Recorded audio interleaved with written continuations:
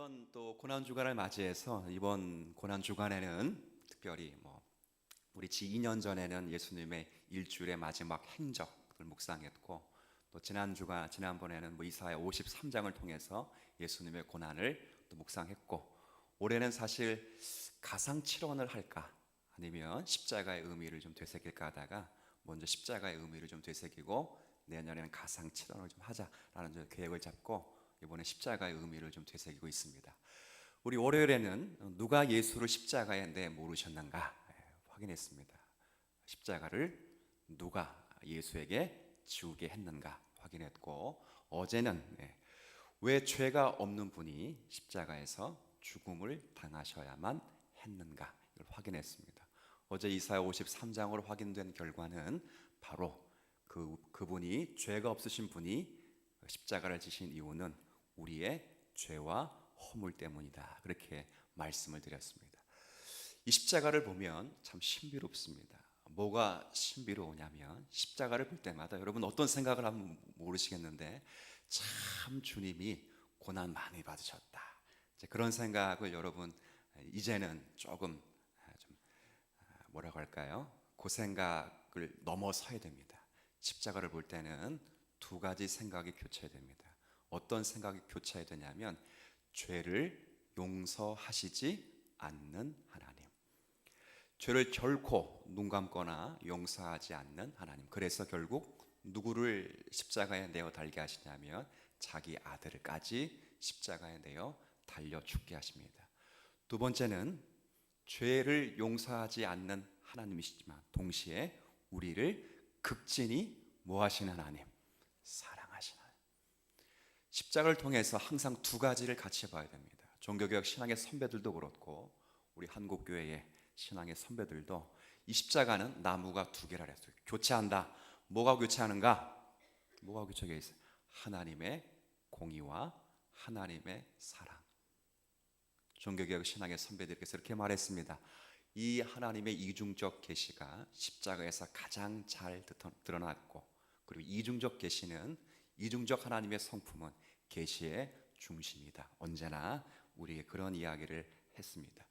여하튼 오늘은 그 대속적 죽음을 죽으신 그 예수님의 죽음이 오늘 이 세 번째 시간에는 무엇을 만족하기 위함이었는가, 이 생각을 조금 해야 될 것 같습니다. 그러니까 예수님께서 십자가의 죽으심으로 무엇을 만족시키셨는가, 오늘 이 이야기를 조금 생각을 해야 될 것 같아요. 왜 그러냐면 십자가는 우리가 아는 대로 죄인을 처벌하는 형벌입니다. 그렇죠? 그러니까 의인을 처벌하기 위해서 매다는 것이 아니라 죄를 진 자들이 메어 달리는 형벌이었기 때문에, 그러니까 죄값을 받는 자리였기 때문에 반드시 물어야 됩니다. 왜 물어야 되는가? 예수님은 죄가 없이 십자가에 달려 돌아가신 분이시기 때문에, 무엇 때문에 예수님이 십자가에 달려 돌아가셨으며, 우리 이건 어제 살펴보았죠. 그것을 통해서 무엇을 이루려고 하셨는지 생각을 해야 됩니다. 우리가 인간 사회에서도요, 이제 죄를 지면 죄값을 받습니다. 아주 간단하게는 도로교통법이라고 해가지고 과속을 하면 뭘 받죠? 범칙금을 받듯이, 그렇죠? 또 도둑질을 하면 거기에 상하는 벌을 받듯이 반드시 법을 어기면 형벌을 받게 돼 있습니다. 그런데 우리가 알기로는 예수님은 죄가 없습니다. 우리 어제 확인된 도 죄가 없고, 월요일에 확인했던 바와 같이 빌라도의 고백에 의해서도 예수님은 죄가 없습니다. 빌라도는 자신이 정치적인 야망 때문에 예수님을 십자가에 넘겨주었지만 그 나름대로 예수가 죄가 없다는 것을 끊임없이 증거했습니다. 그 증거의 내용을 보면 이 송사를 자기가 맡길 원하지 않았어요. 그래서 헤롯에게 넘겨주려고 했죠. 만약에 정말 예수가 정치적인 죄인이었다면 왜 자기가 좋은 실적을 얻을 수 있는 것을 헤롯에게 넘기려고 했을까? 죄가 없기 때문에 그렇습니다.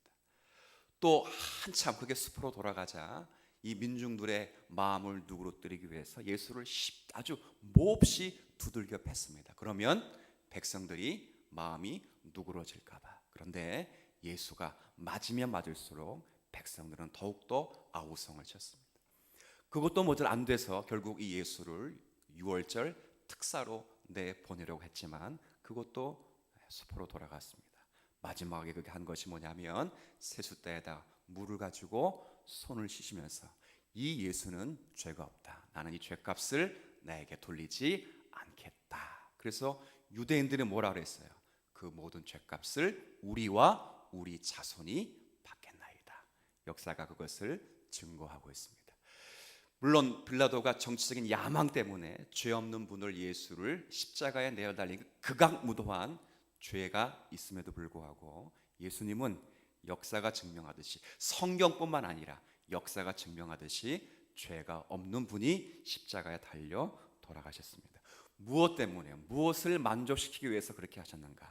우리 2000년 동안 기독교 역사 가운데 수많은 신학자들이 이 문제를 곰곰이 생각해 보았는데 오늘 제가 두 가지를 좀 소개해 볼 테니까 잘 또 들으시고 이 말씀 묵상해 주었으면 좋겠습니다.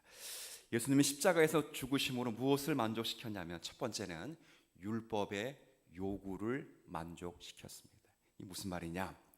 오늘 갈라디아서 4장의 말씀을 읽었는데 우리 이해를 돕기 위해서 앞부분 말씀부터 조금 좀 읽어 드릴게요. 자, 갈라디아서 3장 13절 말씀을 좀 보시죠. 자, 갈라디아서 3장 13절 말씀.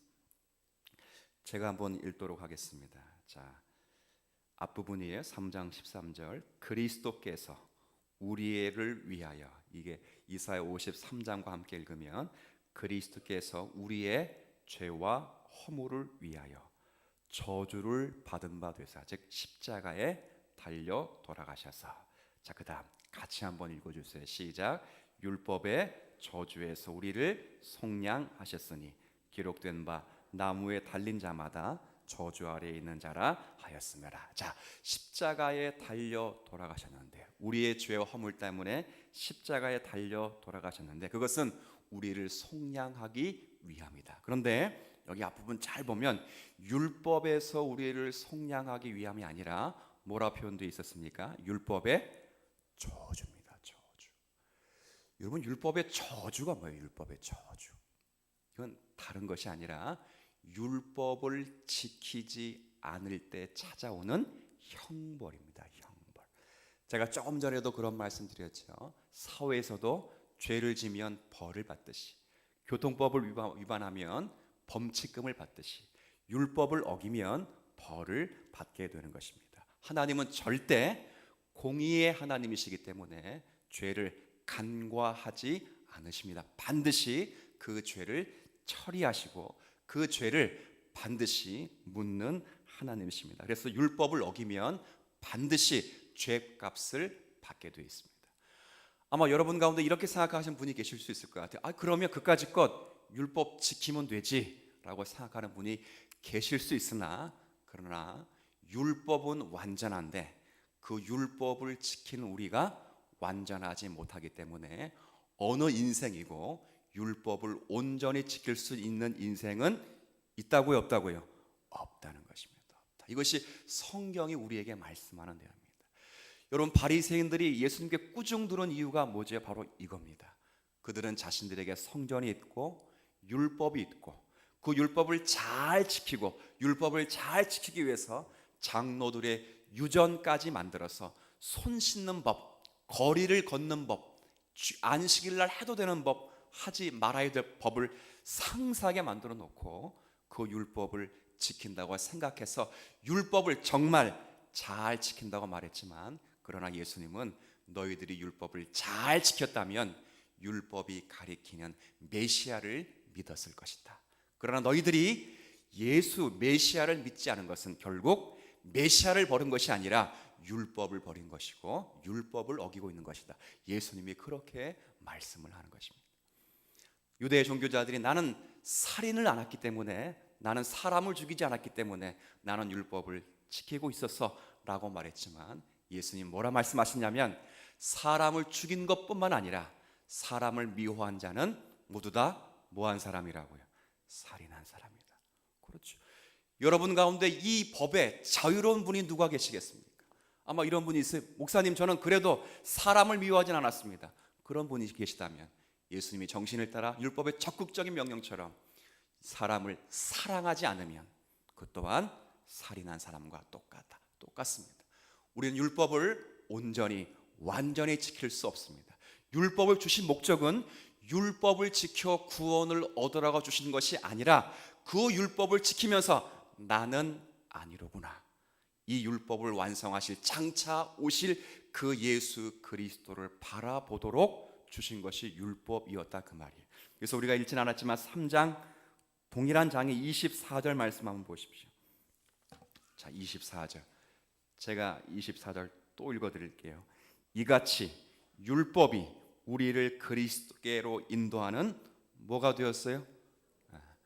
요즘 초등학교 때는 초등학교 선생님 그런 거 안 가르치는데 워낙 애들이 다 배워서 와서 옛날에는 양치하는 것도 가르쳤고요, 길 건너오는 건 가르쳤고요, 이걸 가르치는 교사.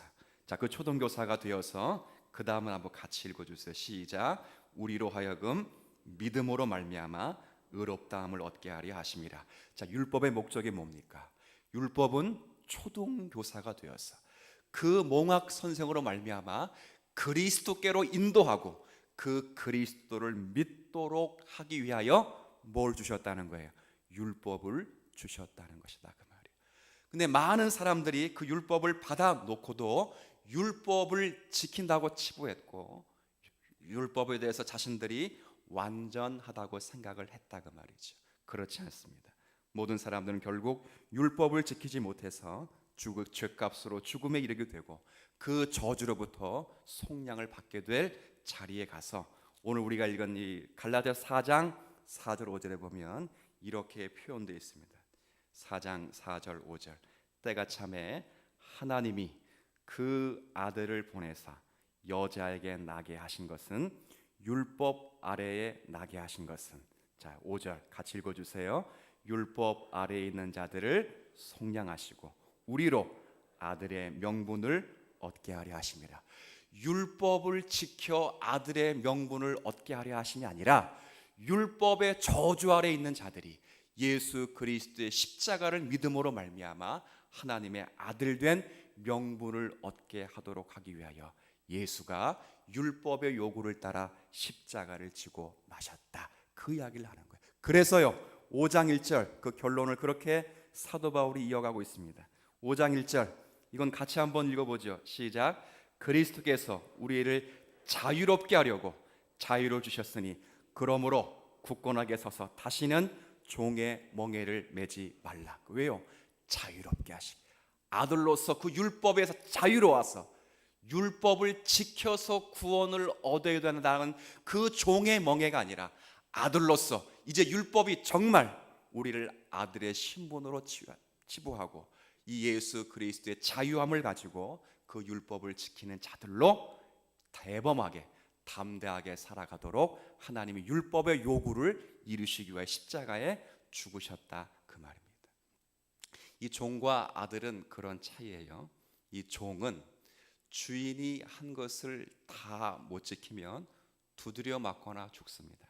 그런데 아들은 아버지의 명령을 어겨도 언제나 아버지 앞에 와서 자신의 명분을 요구할 수 있는 특권이 있죠. 똑같습니다. 우리도 그런 특권을 갖도록 하시기 위하여 율법의 저주에서 우리를 속량하시기 위하여 율법의 모든 요구를 예수님이 이루시기 위하여 십자가에 달려 돌아가셨다. 성경은 그 이야기를 하고 있는 거죠. 십자가의 삶을 반추해서 그의 삶을 전체로 조명해 보면 사실은 예수님의 삶 전체가 율법의 요구를 이루신 것이었습니다. 날 때부터 8일 만에 할례를 받으시고 성육신 하신 이후부터 쭉 율법을 지키며 사신 가운데 세례를 받으시고 모든 율법을 완성하시면서 분명 마태복음에 말씀하시기를 나는 율법을 폐하러 온 것이 아니라 율법을 뭐하러 왔다 그랬습니까? 완성하러 왔다. 왜요? 우리가 완성할 수 없기 때문에. 우리가 완성하지 못해서 반드시 우리는 율법의 저주 가운데 죽을 수밖에 없기 때문에 그리스도 예수께서 그 율법을 완성하시고 그 완성하신 의를 우리에게 전가하시고 우리는 지키지 못했던 우리의 죄책을 예수님이 다 받으시고 십자가에서 성량하신 후에 우리를 구원하시기 위하여 율법의 요구를 이루시기 위하여 십자가를 지셨다. 이것이 성경이 오늘 갈라디아서 통해서 우리에게 말씀하시는 내용인 것입니다. 그러나 그것보다 더욱 놀라운 것은 두 번째 내용입니다. 그게 뭐냐면 율법의 요구를 지키시기 위해 하셨던 것이 사실은 하나님의 계획 안에 있었다는 것이 더욱 놀랐습니다. 우리 월요일 날 읽었던 그 사도행전 2장의 말씀 보면 그런 구절을 제가 읽어드렸어요. 어떤 구절이 있냐면 그러니까 예수가 하나님께서 정하신 뜻과 미리 아신 대로 내준 바 되었거늘 너희가 법 없는 자들의 손을 빌려 못 박아 죽였으나. 저기 보면 메시아가 죽임을 당했는데 어떻게 죽임을 당했는가? 하나님의 뜻과 하나님이 미리 아신 바대로 하나님이 그를 내주셨다. 그렇게 되어 있어요. 그러니까 율법의 요구를 이루시기 위한 모든 것들은 사실 하나님의 계획 안에 있었다 그 말입니다. 오늘 읽었던 갈라디아서 4장 4절에도 때가 참에 누가 하나님입니다. 하나님이 그 아들을 보내신 것이고 율법 아래 나게 하신 것이고 율법의 저주로부터 우리를 속량하게 하셨다. 누가요? 하나님이. 사도 바울도 말합니다. 하나님이 죄를 알지도 못하신 이를 우리를 대신하여 죄를 삼으신 것은 우리로 하여금 그 안에서 하나님의 의가 되도록 하게 하십니다. 그리스도 안에서 하나님의 정의와 하나님의 의 덩어리가 되도록 우리 하나님이 예수 그리스도를 보내신 것이고 예수님은 십자가에서 율법의 요구를 완성하신 것뿐만 아니라 하나님의 뜻을 완성하신 것이고 하나님의 뜻을 또 그것을 온전히 이루신 것이다. 성경은 그렇게 오늘 우리에게 분명히 말씀해 준 것입니다. 우리가 십자가의 대속을 보면서 결국 우리에게 말씀하시고 있는 하나님의 거룩한 사랑, 그건 다른 것이 아니라 율법의 요구를 만족시키시고 그 율법의 요구 속에서 저주받을 수밖에 없는 저희들을 속량하시기 위한 하나님의 크신 사랑이다. 왜 그렇게 하시는가? 우리에게 아들의 명분을 얻게 하시기 위해서, 우리에게 자유를 주시기 위해서, 우리로 하여금 하나님의 의가 되시게 하시기 위해서 그렇게 하신 하나님의 은혜라는 것, 여러분이 이 아침에 꼭 기억을 하셔야 됩니다.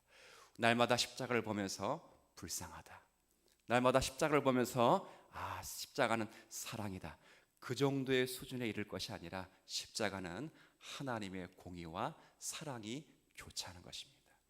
율법의 저주로부터 자유함을 받을 수 없는 우리지만 그 율법의 저주부터 우리를 속량하시기 위하여 그 요구를 완성하시고 임무를 수행하신 그 예수 그리스도의 놀라운 순종을 보셔야 되고, 그 순종 가운데 이루신 하나님의 뜻 가운데 우리를 사랑하시고 우리를 구원하시기 위한 아버지의 뜻깊은 사랑을 묵상하실 때 거기에 진정한 십자가의 의미가 있는 줄 아시고, 오늘 이 말씀을 가슴에 새기면서 십자가를 통해서 하나님의 은혜와 사랑을 잘 견주해 나가는 우리 모두가 되시기를 주님의 이름으로 부탁을 드리겠습니다. 하나님 아버지, 고난주간을 맞는 저희들이 한 주간 예수 그리스도의 고난을 묵상하며 그 참 의미를 생각하는 시간을 갖고 있습니다. 저희들은 예수님이 골고다의 언덕으로 올라가신 그 길이 분명 고난의 길임을 압니다. 율법의 요구를 완성하신 그 걸음이고 하나님의 뜻을 완성하시고 이루시기 위한 걸음인 줄 압니다. 예수님의 생애 전체가 하늘 보좌를 버리시고 이 땅에 인간의 모습으로 살아가신 고난의 길이었음을 또한 잘 알고 있습니다. 주님의 그 고난을 기억하면서 왜 주님이 그렇게 힘든 길을 걸으셨는지 생각해 보게 하여 주옵시고, 그것은 또한 하나님의 뜻에 순종하기 위한 것이었음을 기억하여 하나님의 계획 위에 택한 백성들이 어둠에서 빛으로 나오고 하나님과 화목하게 하시는 길이었음을 기억하며 감사하는 성도가 되게 하여 주옵소서. 오늘도 그 은혜를 가슴에 새기며 더 이상 율법의 저주 아래 있는 자가 아니라 주님의 희생으로 부요한 자가 되었고 거룩한 자가 되었고 존귀한 자가 되었음을 알아 감사하며 남은 여생을 주를 위해 힘쓰는 성도들이 되게 하여 주옵소서. 이제 입술을 열어 기도하는 심령들을 주님 위로하여 주옵시고 한없는 은혜를 부어주시사 하나님의 은총으로 충만케 하여 주옵시고 상한 심령들을 회복하게 하여 주옵시며 육신의 질병으로부터 치유되게 하여 주옵시고 우리의 마음 삶 속에 자리 잡고 있는 어떤 염려와 근심, 아픔과 절망이 우리를 하나님에게서 끊어내게 할 수 없음을 알아 끝까지 견디며 이겨낼 수 있는 성도들이 되게 하여 주옵소서. 오늘도 이 새벽의 하루를 주님의 나라를 위하여 살기로 결심합니다. 저희의 언행 심사를 주관하여 주옵시고 이 세상에서 소금과 빛의 역할을 잘 감당하는 한 날이 되게 하여 주옵소서. 예수님의 이름으로 기도 올리옵나이다.